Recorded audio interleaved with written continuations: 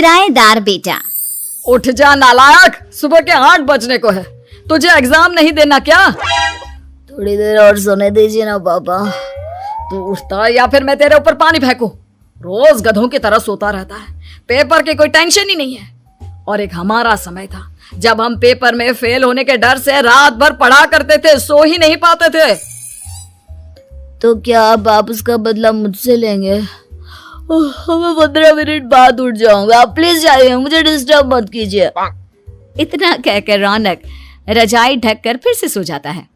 तू वैसे नहीं मानेगा, रुक मैं अभी पानी लेकर आता हूँ।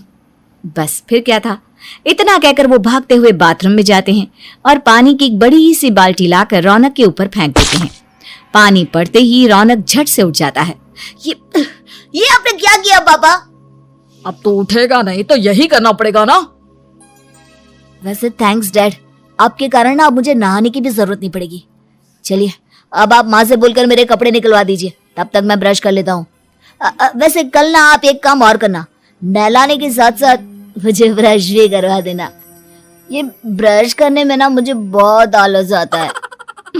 रौनक की बातों से अरविंद का मुंह खुला का खुला रह जाता है। वो अपनी पत्नी कमला के पास जाता है और रौनक की हरकतों के बारे में बताता है, जिसे सुन उसकी पत्नी हंसने लगती है। तुम अपने बेटे को समझाने के बजाय हंस रही हो। रौनक बच्चा है, धीरे धीरे सुधर जाएगा, आप क्यों उसके पीछे पड़े रहते हो? अभी नहीं सुधरेगा तो कब सुधरेगा? 10वीं क्लास में है रौनक, वो अब कोई बच्चा नहीं रहा। अरविंद की इतना बोलते ही वहाँ रौनक भी आ जाता है। क्या डैड, मैंने आपको एक काम दिया था, वो भी नहीं हुआ आपसे। अरे क्या हुआ बेटा? माँ, मैंने डैड से बोला था कि वो आपको बोलकर मेरे स्कूल की यूनिफॉर्म निकाल दे, लेकिन मेरे पीछे पड़ने के अलावा इनसे एक काम ढंग से नहीं होता। देख रही हो कमला, देख रही हो अपने लाडले को? अरे आप चुप रहिए जी। चलो बेटा, मैं तुम्हें कपड़े निकाल कर दे देती हूँ बस। ऐसे ही साल पर साल बीतते जाते हैं, लेकिन रौनक के रवैये में कोई बदलाव नहीं आता। वो पहले से भी ज्यादा आलसी और पूरी तरह अपने माता पिता पर निर्भर हो जाता है। 2 साल बाद पता नहीं कहाँ गायब रहता है पूरे दिन, अब तक तो आ जाना चाहिए था। अरे आप इतनी फिक्र क्यों कर रहे हैं उसकी? दोस्तों के साथ खेल रहा होगा, आ जाएगा अभी। ये कोई टाइम है खेलने का? 10 बजने वाले हैं, इतनी रात में कौन खेलता है? कमला कुछ कहती उससे पहले ही रौनक वहाँ आ जाता है। मम्मी जल्दी से खाना लगा दो, बहुत भूख लग रही है। तुम्हें तब तक खाना नहीं मिलेगा जब तक तुम बता नहीं देते कि इतनी रात गए कहाँ से आ रहे हो। ओह प्लीज डैड, अब आप एसी पे प्रद्युमन बनकर मेरे सर पर बंदूक लेकर मत बैठ जाना। अपनी फालतू की बकवास बंद कर और बता कहाँ से आ रहा है। माँ अब समझाइए ना डैड को। बता देना बेटा, इनको भी तसल्ली हो जाएगी। आप बोल रही हैं तो बता देता हूँ, मैं दोस्तों के साथ मूवी देखने गया था, इसलिए देर हो गई। तो इन सब चीजों में मेरे पैसे उड़ाता है? कभी 1 रुपया कमाने के बारे में सोचा है तूने? जब देखो हवा की तरह पैसे उड़ाता रहता है। माँ अब आप इन्हें चुप करा दीजिए, वरना ना मुझे गुस्सा आ जाएगा। अच्छा क्या कर लेगा? बता ना क्या कर लेगा तू? वैसे बात तो ठीक ही है, मैं कर ही क्या सकता हूँ, पैसे तो फिर भी मैं आपसे ही मांगूंगा ना। चलिए अब ये सब बात छोड़िए और मम्मी मेरे लिए खाना लगा दीजिए। अभी लगा देती हूँ बेटा। मैं बता रहा हूँ कमला, एक दिन ये ऐसे ही बिगड़ जाएगा। ओफो, आप क्यों इतना पीछे पड़े रहते हो मेरे बच्चे के? बात की बाद में देखेंगे, अभी आप शांति से उसे खाना खाने देंगे।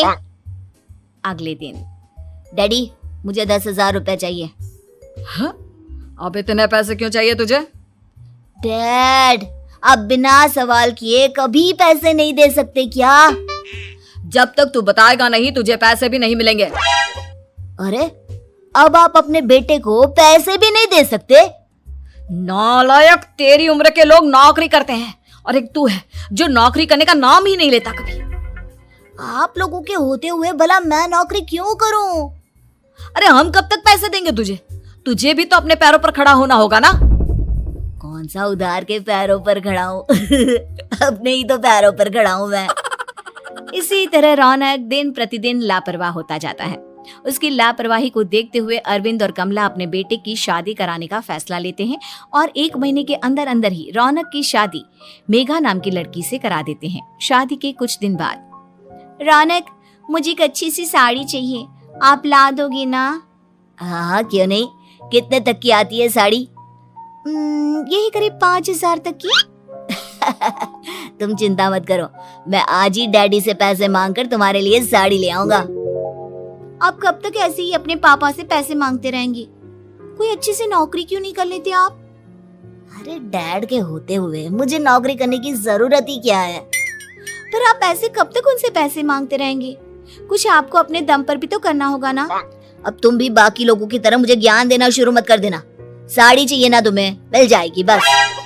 इतना कहकर रौनक अपने पिता से पैसे मांगने चला जाता है। डैडी, मुझे 5,000 रुपया चाहिए। अब 5,000 क्यों चाहिए तुझे? वो मेघा को साड़ी चाहिए थी।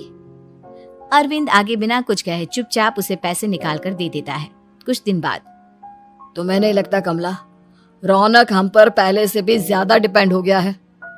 मुझे तो अब उसके भविष्य की चिंता होने लगी है। कल को हमें कुछ हो गया तो वो क्या करेगा? काश तुमने पहले ये सोच लिया होता तो आज हमारा बेटा इतना लापरवाह नहीं होता। तब मुझे कहाँ पता था कि मेरा लाड़ प्यार उसे इतना बिगाड़ देगा कि वो इस हद तक लापरवाह बन जाएगा। कोई बात नहीं, अभी भी देर नहीं हुई। मुझे पता है उसे कैसे सुधारा जा सकता है। कैसे? अरविंद कुछ कहता उससे पहले रौनक वहां आ जाता है और पैसों के लिए हाथ फैलाने लगता है। डैड, मैं और मेघा बाहर घूमने जाना चाहते हैं। अरे वाह, ये आज सूरज कहाँ से निकला है? Dad please. अच्छा चलो अब मुद्दे की बात करो। मुझे अब 25,000 चाहिए। अब तुम्हें 1 रुपया भी नहीं मिलने वाला। अगर तुम्हें पैसों की इतनी ही जरूरत है तो कोई ढंग की नौकरी कर लो। मम्मी, आप कुछ कहिए ना डैड को। बेटा, वो गलत क्या बोल रहे हैं? ये सब हम तेरे भले के लिए ही तो कर रहे हैं। मम्मा, मैंने बताया ना आपको, मुझे नहीं करनी कोई जॉब वॉब। तो ठीक है, निकल जाओ हमारे घर से। तुम्हारे जैसे लोगों के लिए मैंने ये घर खड़ा नहीं किया है। जितना ये घर आपका है ना, उतना ही मेरा भी है। मैं कहीं नहीं जाने वाला।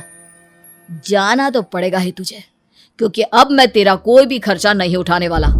ठीक है, मत उठाइए मेरा खर्चा, मैं अपने दम पर भी जी सकता हूँ। तो बेशर्मों की तरह अब तक यहाँ क्यों खड़ा है? अपना सामान ले और निकल जाए यहाँ से।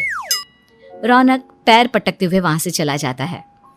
घर से निकालना जरूरी है क्या उसे? बिना पैसों के कौन रखेगा उसे किराए पर?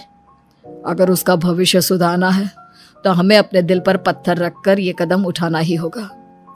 दोनों बात कर रहे होते हैं कि रौनक अपनी पत्नी के साथ एक बड़ा सा बैग लेकर घर से निकल जाता है, लेकिन घर से बाहर उसे कोई भी मुफ्त में अपने घर किराए पर नहीं रखता। अंत में थक हार कर वो फिर से अपने घर चला जाता है। क्या हुआ? थोड़ी देर पहले तो दहाड़ते हुए घर से निकला था, अब क्या हुआ? नहीं रखा ना किसी ने तुझे किराए पर? डैड प्लीज, मैं कुछ दिनों में कोई अच्छी सी नौकरी शुरू कर दूंगा। आप तब तक तो हमें रख लीजिए प्लीज। सुबह से रात हो चुकी है लेकिन कोई हमें रखने को राजी नहीं है। अब आप ही बताइए, इतनी रात को मैं मेघा को लेकर कहाँ जाऊंगा? ठीक है, बहू की वजह से मैं तुझे घर पर रख रहा हूँ, लेकिन तू इस घर में एक बेटे की नहीं बल्कि एक किराएदार की हैसियत से रहेगा। 3 महीने है तेरे पास। इन 3 महीनों के अंदर अंदर मुझे तेरी पहली तनख्वाह हाथ में चाहिए, समझ गया? पक्का डैड, इन 3 महीनों के अंदर अंदर तो कोई बढ़िया सी नौकरी ढूंढ ही लूंगा मैं। ऐसे ही धीरे धीरे समय बीतने लगता है और अरविंद के दिए 3 महीनों में से 2 महीने बीत चुके होते हैं। पापा जी ने हमें 3 महीने दिए थे, जिसमें से 2 महीने तो बीत चुके हैं। अब ये आखिरी महीना बचा है। अरे तुम चिंता मत करो, आज मेरा ना 2 जगह इंटरव्यू है, दोनों में से कहीं ना कहीं तो जॉब लगी जाएगी। अच्छा, all the best. Raunak interview के लिए निकल जाता है, जिसके बाद शाम में रौनक घर आता है। कैसा गया इंटरव्यू? आपकी नौकरी लगी या नहीं? अरे पहले सांस तो ले लेने दो अच्छे से। बताइए ना, मुझसे तो जरा भी इंतजार नहीं हो रहा है। वो दरअसल बात यह है कि मेरी नौकरी तो लग चुकी है लेकिन पैसे बहुत कम है। कितने पैसे हैं? 15,000। इतने में अरविंद और कमला मिठाई का डिब्बा लेकर आ जाते हैं। बधाई हो बेटा। हम जानते थे तेरी जॉब जरूर लगेगी। लेकिन मेरी सैलरी बहुत कम है मम्मा। कम है तो क्या हुआ, धीरे धीरे बढ़ जाएगी। हाँ बेटा, हम तो बस चाहते थे कि तू अपने पैरों पर खड़ा हो जाए। मतलब अब आप मुझे घर से नहीं निकालेंगे? नहीं, ये सब हमने तुझे जिम्मेदार इंसान बनाने के लिए किया था। Thank you mummy papa. अगर आप दोनों ऐसा नहीं करते तो मुझे कभी अपनी जिम्मेदारियों का एहसास तक नहीं होता। आज आपने मुझे सिखा दिया कि इंसान का अपने पैरों पर खड़ा होना भी जरूरी होता है। इतना कहकर रौनक झट से अपने माता पिता के गले लग जाता है और अपनी कमाई की पहली तनख्वाह वो अपने माता पिता के हाथ में सौंपता है। इस तरह रौनक एक गैर जिम्मेदार व्यक्ति से एक जिम्मेदार व्यक्ति बन जाता है। ऐसे ही रोचक कहानी देखने के लिए हमारे YouTube चैनल को आपको सब्सक्राइब करना, एक छोटा फेसबुक पेज है उसको भी आपको फॉलो कर देना है। Thank you for watching.